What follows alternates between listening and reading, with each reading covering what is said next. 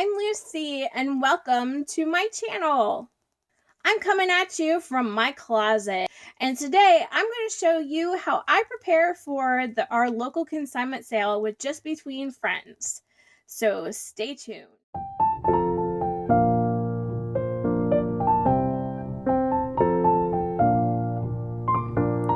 First off, I'd like to say that this is actually going to be 7 years worth of clothes that I will be going through.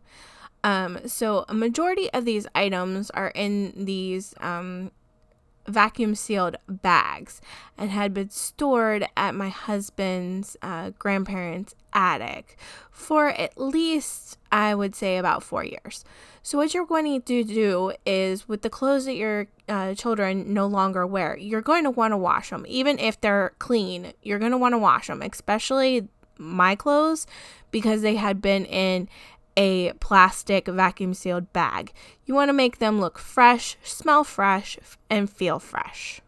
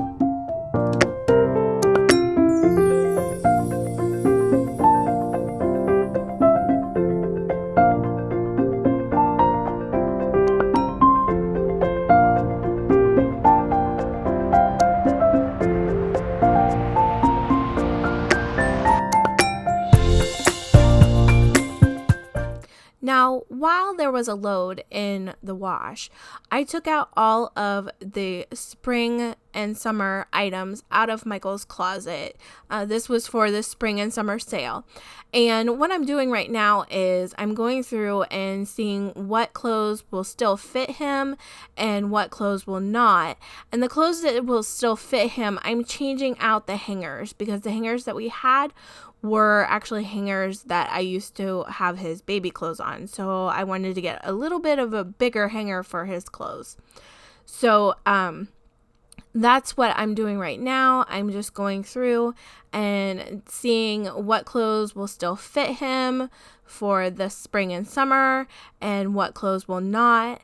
And then the clothes that will not, if I decided that they're not going to be a keepsake, because I believe that there is one item that I do set aside, they will be put in the pile and will then be put in another load of clothes.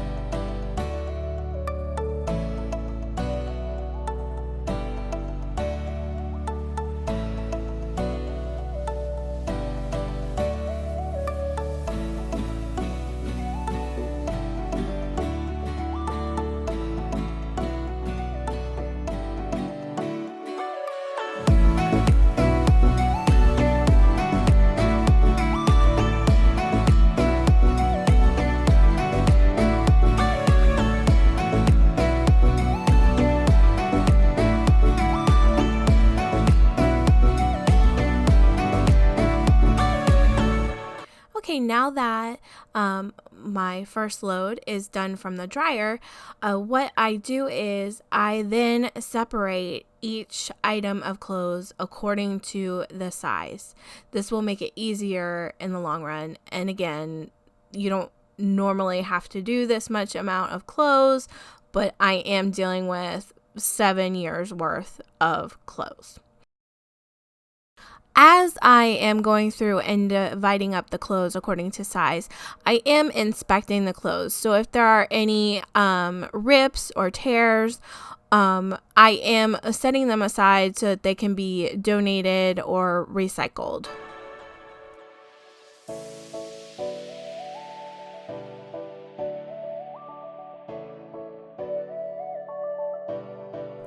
And here is what 7 years worth of clothes look like, divided up into the different sizes. I don't remember exactly what all the sizes are, but you can see that there are some piles that are a lot higher than others.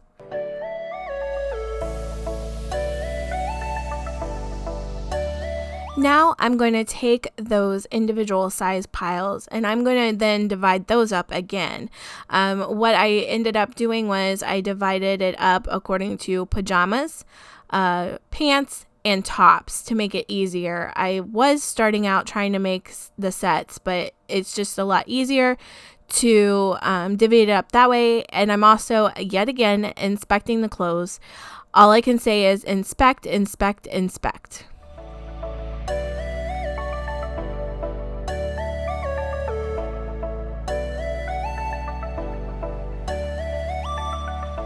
So right now I'm just going through the pajama pile and I'm putting all of the matching stuff to make it a set. And then I'm taking these hangers and I am going to, with safety pins, I am going to safety pin them to the hangers.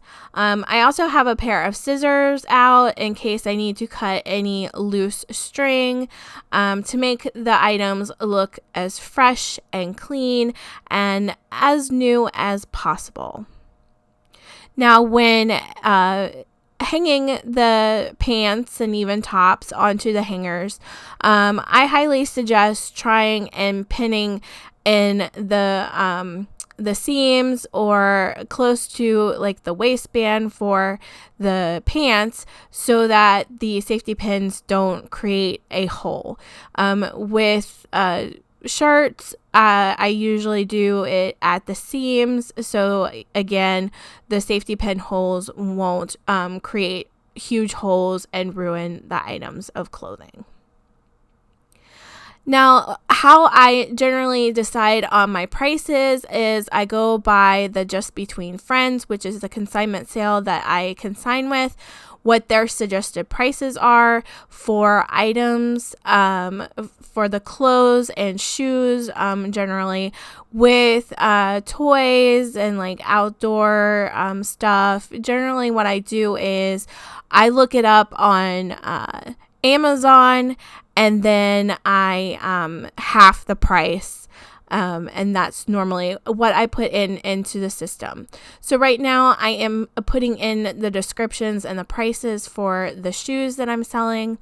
One tip is be as descriptive as possible. That way you know what items are selling, and also if anything happens, you know what items are missing or that you need to look for, and let the consignment owner know if certain items are missing.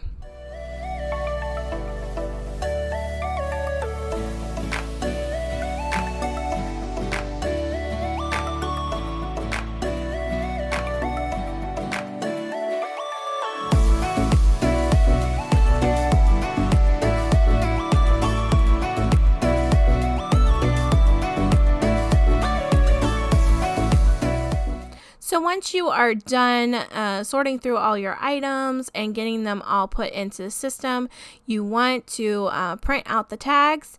We print out with white cardstock. It makes it a firmer thing and more durable. There you can see what 7 years worth of half of a year's worth of clothing for 7 years looks like. And then you get the fun job of cutting out all the tags. And yes, I had 52 pages.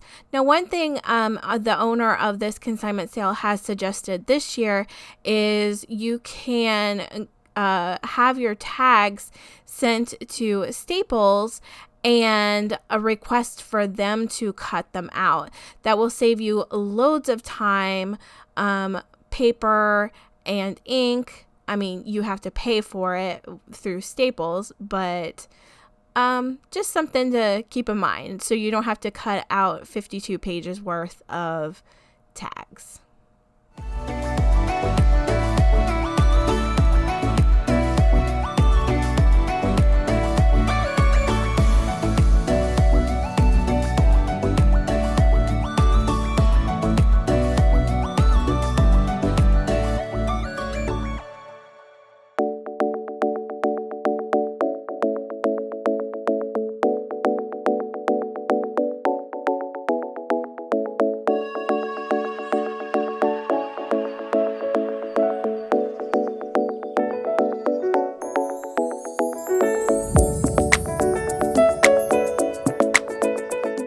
Now it is time to pin or tape all of these tags onto the items. So what I do before I actually tag them is just like with the clothes, I take the tags and then I divvy them up into sizes so that then I can do what I'm doing right now, which is I take the sizes which I've already rubber band together, which will help you when you are in the process of delivering your clothes to the sale.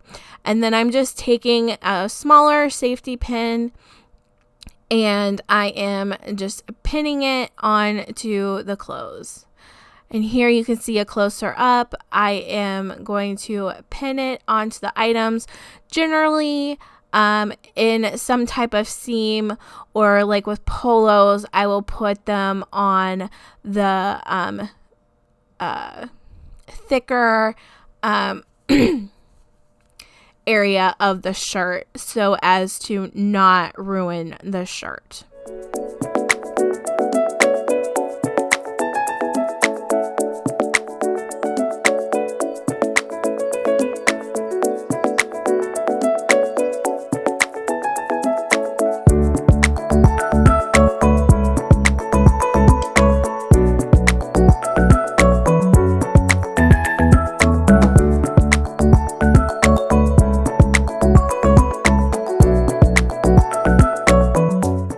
Now, when you're selling toys, you want to make sure that you clean all of the toy parts. You can use any type of disinfecting thing. I like this one, but I may use my Method disinfectant wipes. Basically, anything that's going to make your toys look nice and clean and almost as brand new as possible. So you're going to want to wipe it completely down, everything. And then these toys were actually at my mom's house. I kept some toys there so that if we were ever there, I didn't have to bring much to keep Michael preoccupied. So with this basketball hoop, there's 2 basketballs. So you're going to see me get a Ziploc bag out and put the balls in that. So then what I do is I then hole punch the Ziploc bag and then I will zip tie it to the items so that they are all nice and secured together. Now I am taking my tags for my items that are not clothes and I am taping them on. Now some items you don't want to use packaging tape. So you will see me use painter's tape so that it does not destroy the packaging that you're putting it on. Preferably like with books and stuff, you don't want to destroy the covers. So packaging tape or painter's tape works a lot better and is safer than the packaging tape.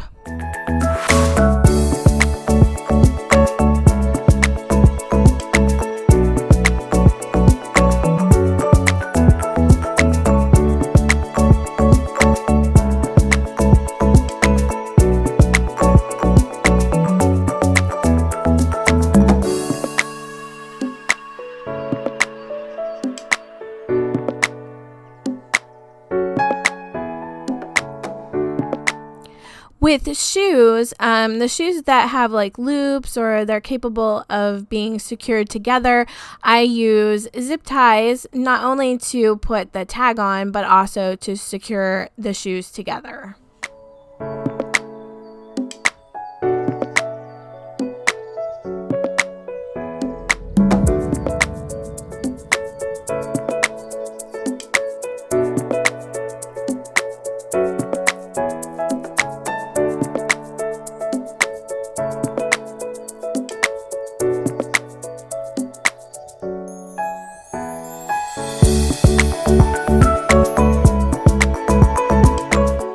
For shoes that can't be secured together with zip ties, I just put them in Ziploc bags and then I tape the tag onto the outside of the bag.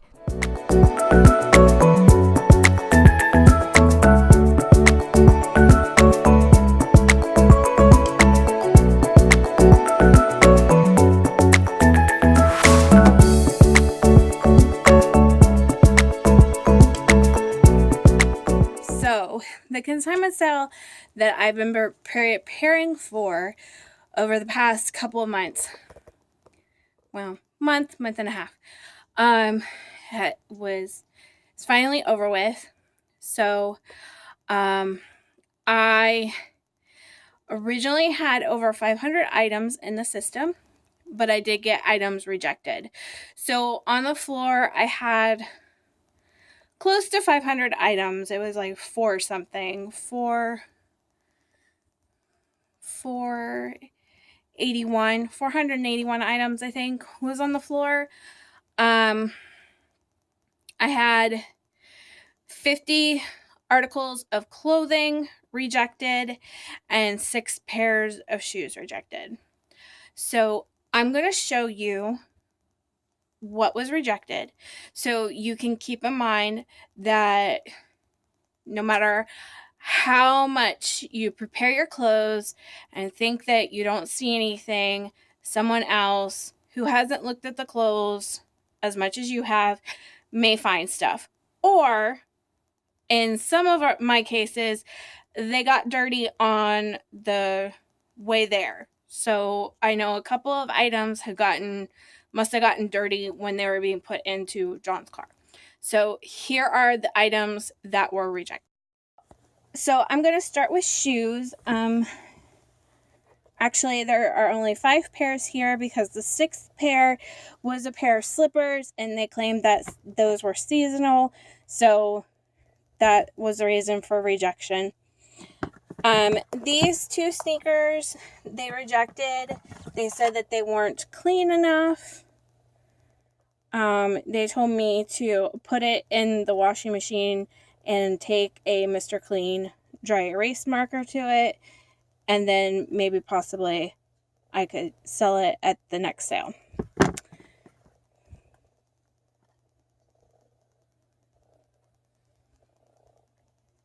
So,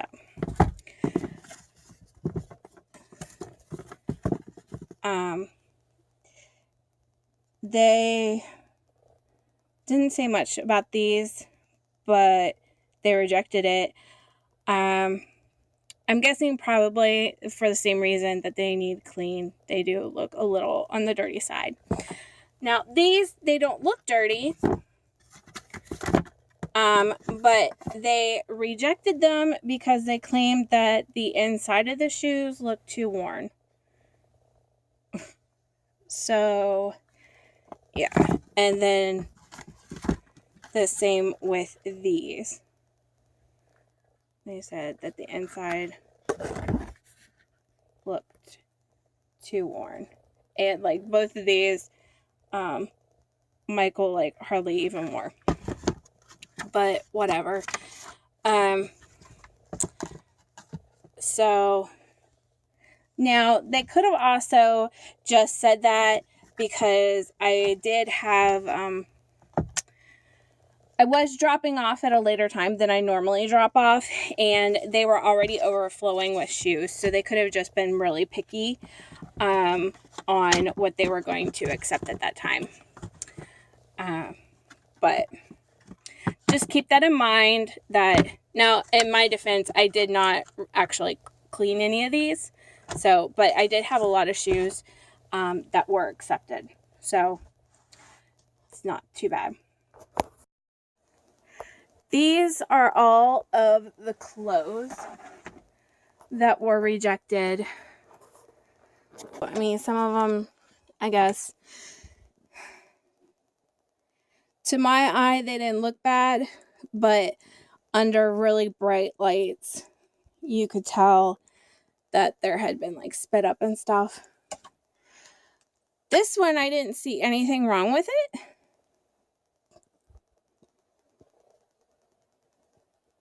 Oh, maybe there is a stain right there. Then also I was told that this, which is a lightweight like windbreaker, I was told that this was seasonal and it would not be accepted. And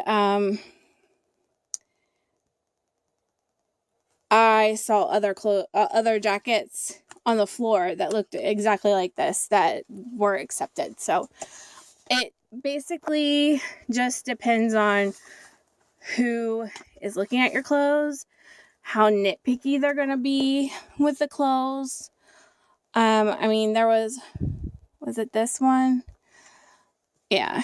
So this was rejected, and I think it was rejected because they found, and see, I had two different people looking at the stuff.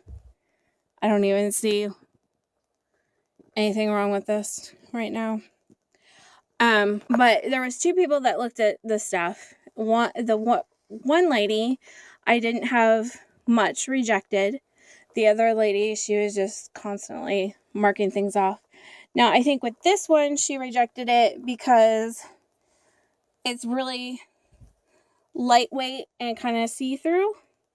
And so it looked like it was dingy and dirty, but in actuality, it's just because the bottoms are blue. And so it looked like it was really faded and worn out when it's not. And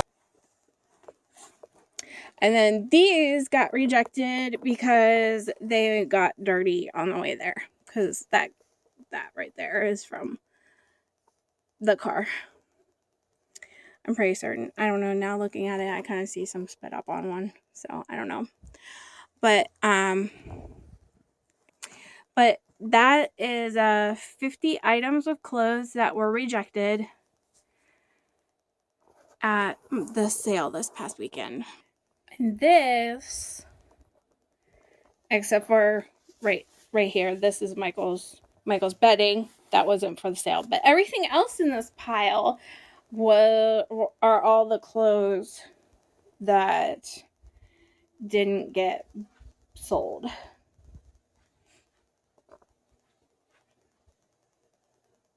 So, as I said earlier, I took a total of 537 items to the sale on Thursday night, and 40 clothes items were rejected and 6 shoes were rejected. So I had a total of 481 items out on the floor, and they had sales Friday night, Saturday, and then Sunday morning. I had all of my items marked to reduce at half off on Sunday sale. Sunday sale was half off day. So when I went to pick up my items yesterday, I had sold a total of 207 items. I printed up the report and I went through item by item and marked off what I received back, and I ended up having 6 items missing. And that tends to be the amount of items that I have missing. It's around 4 to 6 items, it seems, every sale that I've done since doing clothes. When I was doing just toys, it was like 1 or 2 items. So I worked yesterday, helped with breakdown. When you have 300 items or more, you have to work at least a 2-hour shift. Well, I went ahead and worked a 6-hour shift, because if you work a 4-hour shift, you get an additional 10% on top of what you're already going to get. So as a consigner, you automatically get 60% of what is sold. There's also a fee that you have to pay to sell at these sales. So with this one, I believe it's a $12 fee. So that will be taken out of my check. And then because I work 6 hours, I'm going to get my additional 10%. So I am going to get, instead of 60%, I'm going to get 70%. So the lady running the sale is going to take the remainder 30%. And she's either, going to keep it for herself, reinvest it into the sale by buying more supplies for the sale. Or I did notice that this year there were some positions that were getting paid. So on top of the fact that I had to pay $12, which is supposed to go towards helping of renting the location and any advertisement that they did. So just keep that in mind whenever you're shopping at a consignment sale, that the person who's selling it is not getting the full asking price, and that they spent a lot of time and energy preparing these items. Anyways, so just keep all that in mind, that some of your items will either be stolen, or if you don't receive them back when you pick them up, if you choose to pick them up. Now, you could choose to have all your stuff donated, which lots of people did. There was a huge pile last night that was going to a local charity to help families. But for me, I'm going to try to get as much money as I possibly can, because this money is going to help pay for maintenance on my car. This is my way of helping to offset the fact that I am not bringing in an income, and to help offset the cost of any type of maintenance on my car. So that's what we've decided all of the checks for the consignment sales are going to go towards. We've also used the money to help pay for special events, like over Christmas when we went to go see Peanuts on Ice, or Ice the Peanuts thing at the National Harbor. That was paid out of the money that I earned from the fall consignment sale. So I ran a report, and according to the report, with the 207 items that I sold, and getting my 70% and taking a $12 fee out, I should get approximately $558.15. Now, it could be more, because maybe those 6 items actually had to be manually entered into the computer system, so they're not showing as being sold on my end. So it could be more, but that's what I am anticipating my check to be. So since I didn't sell quite half of what I had, I have already signed up for another consignment sale that's in the county over from us, which is this coming weekend, and I will be trying to sell all the rest. I may not be cleaning those right yet, because if I put all those in, I would be above 300 items, and I don't really feel like working another 2 hours at a consignment sale. There's another consignment sale at the end of the month that, if I sell enough at this coming up one, that I might try and get those cleaned and try to get those in that sale. So I am figuring next fall the consignment sales shouldn't be too hard, because all I'll be preparing is the clothes that Michael no longer fits into, adding those to the items that I have not sold yet, which will not nearly be the amount of what this sale and the one this past fall were. So then my checks won't be nearly as large, but it should still be a good amount, or at least hoping so. But anyways, yeah, so like, if we are ever blessed with a second child, I will not be holding on to any of the items. I will be doing what we're doing with Michael, what I've decided to do with Michael now, which is, if he is grown out of the item and it's not something that we want to keep for a keepsake, then I will sell it in that season's sale. So that's what we'll do if we get blessed with another child.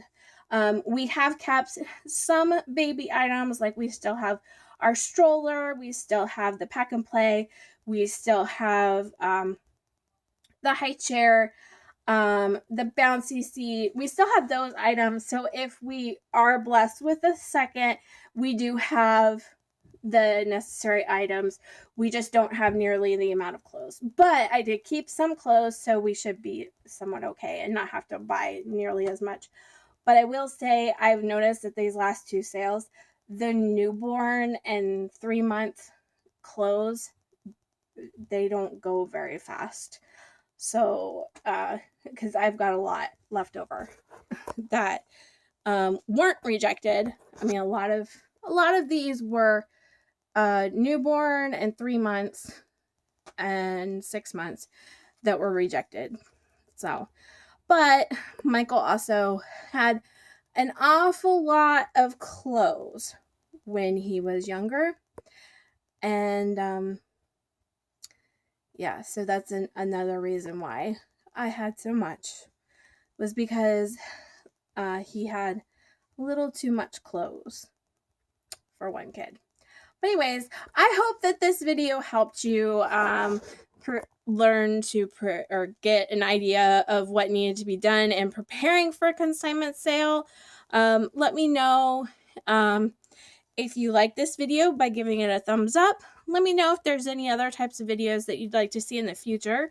Remember, I focus on family, fun, and frugality. I also live in the Northern Virginia area and am willing to go to any place local that doesn't break the bank and try it out and videotape it for you if you would like. So let me see those suggestions down in the comments down below. And I will see you later. Bye.